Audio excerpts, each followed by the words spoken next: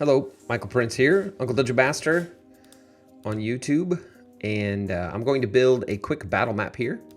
I wanted to make a series of battle map videos in which I kind of show how to quickly throw a map together for something like a random encounter or something like that, because because that's a lot of what my maps are.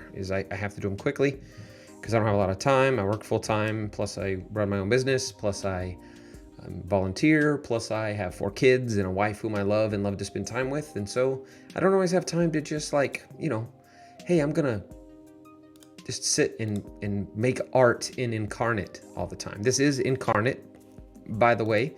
This is a map making software that you will really get a lot out of, and I do pay a little bit for it a month or a year. I think I pay $25 a year for it, and really like it and get a lot out of it, like I said.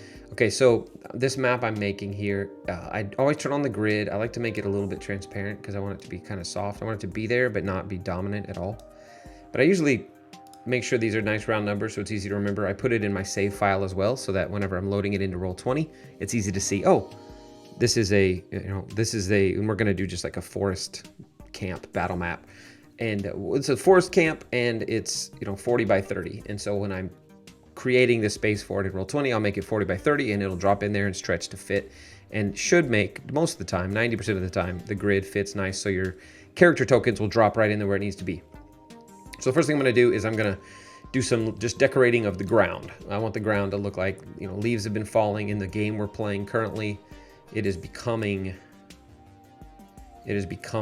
like fall time. Okay, see, I'm currently putting on the background layer, so it's not going to show up because I just put foreground there. So there's foreground, boom. Now it's going to show up. And that is pretty aggressive.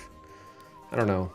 Sometimes these extra brushes are so intense, but we'll see what happens when I put leaves or put trees on there. But the leaves and stuff being on the ground, it's going to be cool. It'll make it give you a forest floor. There actually is a forest floor layer in here. I'll show you that now because I'm going to put that on there, and I'm going to put it on there a little more subtly, a little more transparently,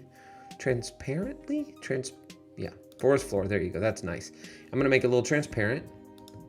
I'm going to drop that on there so it kind of gives that hint of darkness and a little more stuff. I'm not going to put it everywhere because it's yeah, so it's looking a little more real. Then when you start adding trees, it'll look even better. So we're gonna get some trees. The trees are top down. I like it. Oh, these trees in this forest are mostly this kind. I don't know if I really want to mess with the size that much. The leaves are about the right size for the trees to be this big. So we're gonna start dropping trees in here.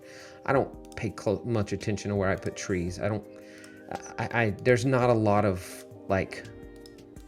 there's not a lot of strategy behind nature growing trees. They grow where they can get sun and water, and so I'm like, hey, that's going to work out. And I tend to notice that trees grow in groups, because most of the time in pairs or groups, because I guess because that's where they grow where the water is, and if that's an easy place for them to get water from the ground, they're going to clump up and fight for that space, so they'll end up together. So there you go. This already is a fightable, a workable battle map, because you could drop this into the map. I don't know how long I've been doing this, but you could drop that in. I think it's been like 4 minutes. You could drop this in, and your players would be like, "Oh, sweet, we're fighting in a forest." But say, okay, oh, that I accidentally zoomed with the scroll wheel there.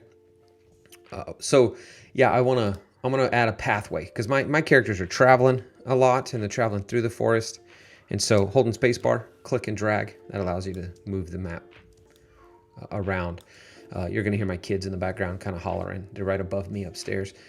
So here we go. So I'm gonna go ahead and get that. I'm gonna change this to a more of like a clay or dirt texture.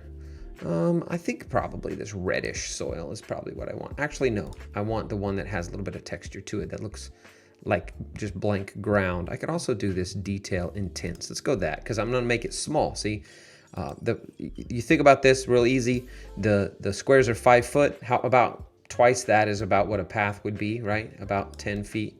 So let's make this a little less transparent so you can see it easier. Here you go. They're coming in this side of the map on the trail, on the path. They're walking that way. I'm going to do something in a little bit to get rid of these leaves here. Because well, I don't know. The leaves would be falling on the path too. So the way you get rid of the leaves is you can either go delete the layer over here in this layers tab. Or sometimes I just take the thing and take another brush and clean it out. We're going to let this path go around this tree. Why not? Path goes around the tree or through the tree. The animals sometimes like to go both ways. Most of my pathways like this in the game we play are natural paths. It's like they're not huge, you know, it's not roadways that are traveled by people, and including these. This is pathways that are traveled mostly by animals that are going to find their food or the place that they bed down for the night or whatever.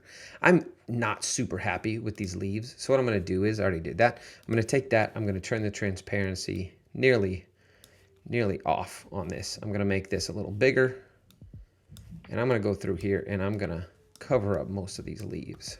Because these leaves are a little too, I don't know. They seem a little too intense for me. But this forest floor thing gives me some little nice stuff on the floor. So the thing with Inkarnate is it gives you these tools like this that make it a little easier to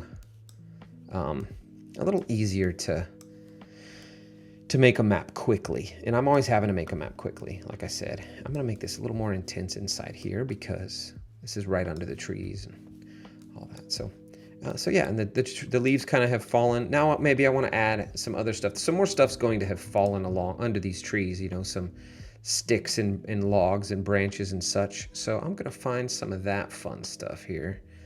Do I have any of that here? This is all non-nature stuff. So let's go back up here.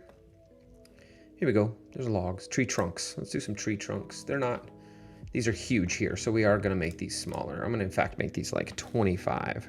Because I want them to be just barely more than logs. They're like branches that have fallen down. Yeah. There you go. That one, see how that's on top? It's real easy. Boom. Go there, move down a layer, and then it's under the tree. Or you can adjust it here too. So yeah, and then you just make sure this is on random and start placing it, and then you just kind of rotate it, make it look like it's totally different there. That needs to go down a layer as well. Now it should stay on 0. Yeah, now everything's going to be the right kind of layer. We're going to put some stuff there too. Maybe this stuff here is falling out from under the tree. Quite a bit of stuff there. So yeah, just adding things, making it look a little more real. I don't know if real's the word. It's a little more believable. Yeah, I still don't really like the leaves. I wish I hadn't done that at all, but I can do that. I'm gonna go here. Let's go down to, I think I can find those layers of leaves. Foreground. Shut off the foreground, yeah. So that's another thing is you can use, see, that's only showing up as options. Or as objects, I mean. So yeah, I can't do that. I have to just erase it with this. So it's not hard. Watch, I'll show you, because I'm unhappy with that. I want to go back to grass, this dark grass. I'm going to make it big and not transparent at all. And I am just repainting all this stuff. And it's only going to paint the floor, obviously. It's not going to change my... Then I'll add my forest floor thing back again. Because I just didn't really like the way those leaves looked. I can even add my path again in a minute. Hold tight. It's not hard. And when I'm not explaining this stuff, I can make a map like this in less than 10 minutes. But obviously explaining it takes a little more time. Make this transparent. A lot smaller. I need to be about 10-foot path. And what if, hey, the path's going to go this way this time? What? A little section here. I said camp, didn't I? Maybe we will make a camp. Still, and then this is still going to go around both ways. Around and around. Let's get rid of this so I can see the whole map. Kind of comes together there and continues on. And there you go. Ooh, there you go. We've got that there. Got my logs down. There's no logs down here, which is kind of a little bit goofy. I kind of messed that up, but didn't mess it up. I just didn't think about doing it. So I always think I got to select that. You don't have to select it. I did this at 25, I believe. So I'm gonna put some more there and there. There's another There's some sticking out. And since these are only 2 options, my thing that helps me here is putting them partially under the trees, and it kind of hides the fact that you're using the same thing over and over again because the trees kind of block it. And this one, watch, I'm going to do something here. I'm going to make the camp right here. So these are logs that are sitting around here, and we're going to put this old, I think there's an old campfire that you can use, like a burned out campfire somewhere here. It's got to exist. It must. See, look, you could add blood. You could add like clothes, dead people. This could be anything. Oh, surely there's a campfire here. I thought for sure. Obviously, you could search too. There's a campfire. And there's one that's not currently running. It's pretty small. Go back to 100 on that one. There you go. Look at that. It's probably pretty big for, if you think about it, most campfires aren't 10 feet wide. That's probably more accurate, right? About 5 feet wide. This has been set up for travelers who travel through here. Now, I did say just now that usually people don't travel through here, but I do actually have a story beat that would make this make sense. So maybe you do too. Maybe you don't, and so you're not going to put anything like that there. So now we have to add a little more texture like we had before on the ground because I covered it all up because I didn't like the leaves I had added. So let's make this bigger. It's transparent.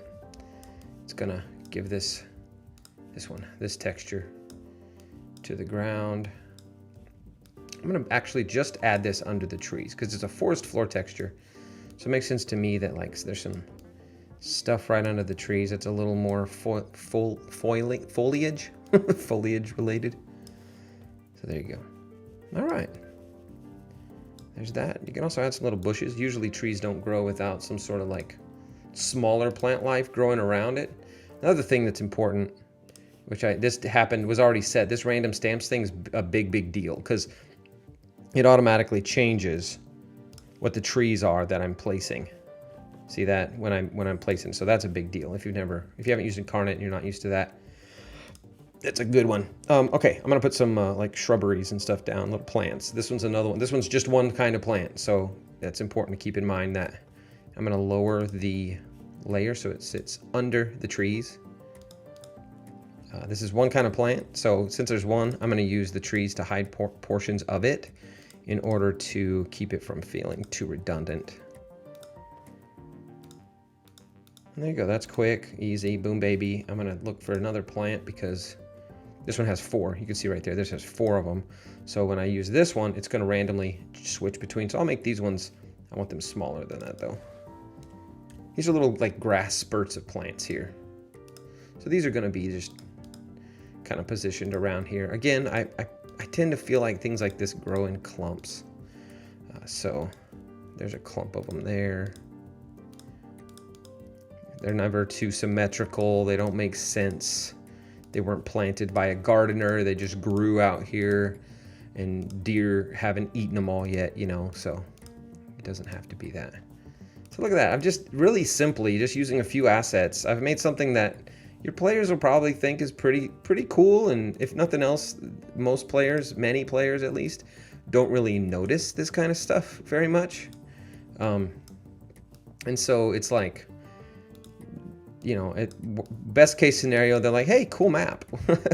Worst case scenario, they say nothing. And so what? They had a fun combat on the map, and you had a map ready to go because it didn't take you 300 years to make it, or hours and hours. And I'm now getting a little picky with my shading on this. I just feel like this is a little too bright. This floor doesn't feel accurate. I maybe should have used some brown on that to cover it instead of green, but I feel like maybe the grass is encroaching on it. It's like I said, it's a natural path after all.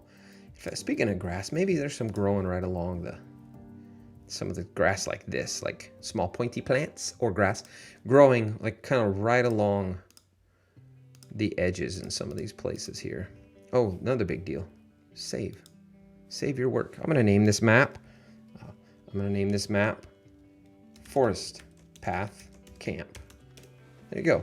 But yeah, little plants along the pathway. I'm gonna finish doing that. Saving's pretty fast. Inkarnate, when I first started using it, saving and exporting and everything took forever. It took a very long time.